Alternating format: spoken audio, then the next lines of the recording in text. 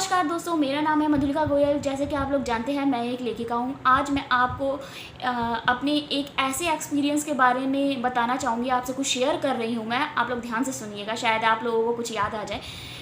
2024 में जनवरी में स्टार्टिंग में शाम के समय 7 बजे मेरे पास एक अननोन नंबर से कॉल आया था। उस समय मैं अपना लैपटॉप में काम कर रही थी। मेरा काम पर इतना ज़्यादा फोकस था कि मैं नंबर पे फोकस ही नहीं कर पाई। मैंने तुरंत नंबर रिसीव किया तो उसमें से एक आदमी ने बोला कि बेटा, मैं आपके पापा का दोस्त बोल रहा हूँ। कुछ टाइम पहले मुझे पैसे की ज़रूरत थी, तो मैंने आपके पापा से पैसे लिए थे। 25,000 रुपये लिए थे मैंने आपके पापा से। तो उन्होंने मुझे गलती से ज़्यादा पैसे दे दिए थे। तो आज मैं आपको वो पैसे देना चाहता हूँ, तो आप मुझे जल्दी से अपना फ़ोनपे दे दीजिए। उस समय मैं फ़ोनपे यूज़ नहीं करती थी, तो मैंने अपनी सिस्टर से बोला कि तुम अपना फ़ोनपे दे दो मुझे। कोई है अंकल, पापा के फ्रेंड हैं, वो पैसे ट्रांसफ़र करने वाले हैं। तो मेरी सिस्टर को थोड़ा डाउट हुआ, तो उसने बोला कि कौन से अंकल है, ज़रा मेरी बात कराना।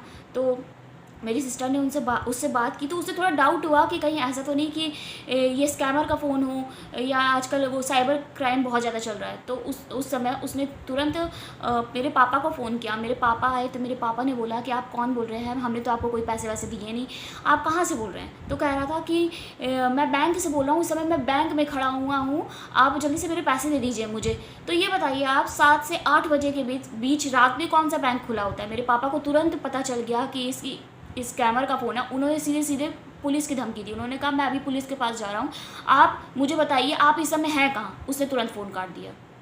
सोचिए कि अगर मैं पैसे उनको दे देती या अपना फ़ोन पे बता देती या मेरा अकाउंट हैक हो जाता, तो सोचिए कि मेरे साथ क्या होता। मेरे अकाउंट में जितने भी पैसे थे शायद वो चले जाते, मेरी एक गलती की वजह से, मेरे एक फोकस ना करने की वजह से। काफ़ी सारे लोग हैं जिनके साथ ये चीज़ हुई है। उनके अकाउंट से पैसे चला गया है, किसी के 10,000, 20,000, 50,000, 1 लाख, 2 लाख ऐसे रुपए जा चुके हैं। तो आज आप लोग समझ गए होंगे मैं किस टॉपिक पे बात करने वाली हूँ। जी हाँ, मैं साइबर क्राइम के बारे में बात करने वाली हूँ, स्कैमर के बारे में बात करना चाहती हूँ। मैंने काफ़ी सारी रिसर्च की, मैंने न्यूज़पेपर पढ़े, गूगल पूरा देख मारा, यूट्यूब देख मारा, तो उसमें मुझे काफ़ी सारी चीज़ें हैं जो शॉकिंग वाली हैं। फिलहाल अभी नया मैं आपको बताती हूँ कि आपको पता होगा ये रहता है कि आप अपने फ़ोन से कोई भी OTP किसी से शेयर ना करें। ये बात बिल्कुल सही है। आपके फ़ोन पे कोई भी OTP आए कि आपने ये फॉर्म भरा है, आपकी जॉब का है, हमने आपका नंबर देख लिया है, आपके में OTP आएगा, आप जल्दी से बताइए, आपका रजिस्ट्रेशन हो जाएगा। ऐसा बिल्कुल भी मत करिएगा। अगर आपने एक बार OTP दे दिया तो आपका पूरा फ़ोन तो हैक हो गई होगा। आपके फ़ोन में जो बैंक अकाउंट वगैरह डिटेल वगैरह होगी वो सब उसके पास चली जाएगी, आपका अकाउंट बिल्कुल खाली हो जाएगा। दूसरी बात ये कि हम जैसे किसी फॉर्म का मतलब फॉर्म भरते हैं, तो उसमें वो लोग बोलते हैं कि इतना पैसा हुआ है आपका एक फॉर्म का, आप ऐसा करिए कि हम स्कैनर भेज दे रहे हैं, आप स्कैन करके हमें पैसे ट्रांसफ़र कर दीजिए। वो भी गलती मत करिएगा, क्योंकि आजकल ये क्राइम हो रहा है कि स्कैन के थ्रू भी अकाउंट खाली हो जाता है पूरा। फिर बात करते हैं हम इंटरनेट की। हाल ही में एक और क्राइम अभी चला है फिलहाल। इसमें क्या होता है कि लोग फेक वेबसाइट बना देते हैं जॉब की। जब लोग देखते हैं, उस पर विज़िट करते हैं, तो वो लोग उस पर अप्लाई कर देते हैं। अप्लाई करने के बाद उधर से मैसेज आता है कि आपने ये फॉर्म भर दिया है, आपका सिलेक्शन हो गया है, आपका जो डिटेल है वो शॉर्ट लिस्ट हो गई है, आपका रिज्यूम शॉर्ट लिस्ट हो गया है, आप ऐसा करिए इंटरव्यू दे दीजिए। जब वो इंटरव्यू दे देते हैं, वो मतलब एक तरह से अपनी तरफ से कस्टमर को फंसाते हैं धीरे करके। इंटरव्यू इसलिए लेते हैं ताकि सब कस्टमर को शक ना हो। इंटरव्यू के बाद वो बोलते हैं कि आपका इतना होगा, 500 या 599, 1000, 1200 या ऐसे करके कुछ बताते हैं आपको। तो आप तुरंत क्या करते हैं, आप स्कैन करके तुरंत अमाउंट भेज देते हैं। फिर उसके बाद जब वो बोलते हैं हम आपको 4-5 दिन बाद बताएंगे या 1 हफ्ते बाद बताएंगे, उसके बाद वहाँ वो वेबसाइट भी गायब हो जाती है, वो नंबर भी फेक होता है। क्योंकि इन लोगों का ये रहता है, स्कैमर वालों का, और ये क्या नाम है, साइबर क्राइम वाले, ये लोग ये करते हैं कि इनका एक ग्रुप होता है, वो पूरे शहर में फैल जाता है। अलग अलग जगहों पे वो लोग चले जाते हैं। उनका अपना एक लैपटॉप होता है, उनके पास काफ़ी सारे सिम होते हैं। मुझे ये समझ में नहीं आता उनको ये सिम कौन प्रोवाइड करवाता है। उनके पास सिम आता है, वो उस नंबर से फ़ोन करते हैं कस्टमर को, उसके बाद वो सिम फेंक देते हैं।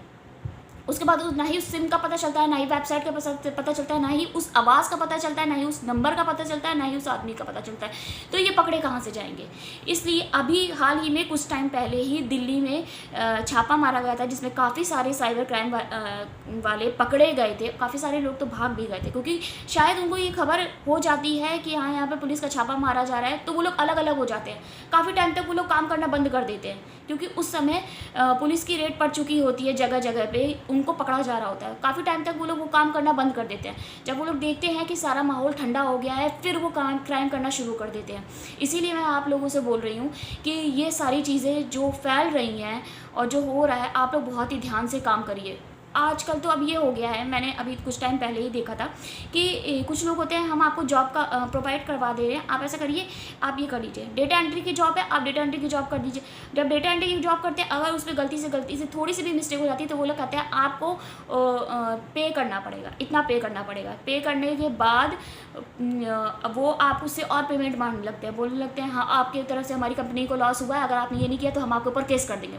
वो लोग नकली पुलिस वाले भी बनाते हैं ताकि कस्टमर डर जाए। नकली वकील, नकली पुलिस वाले भी बनाते हैं ताकि कस्टमर डर जाए। इसके थ्रू वो ना जाने उनसे कितने लाखों रुपए ऐंठ लेते हैं।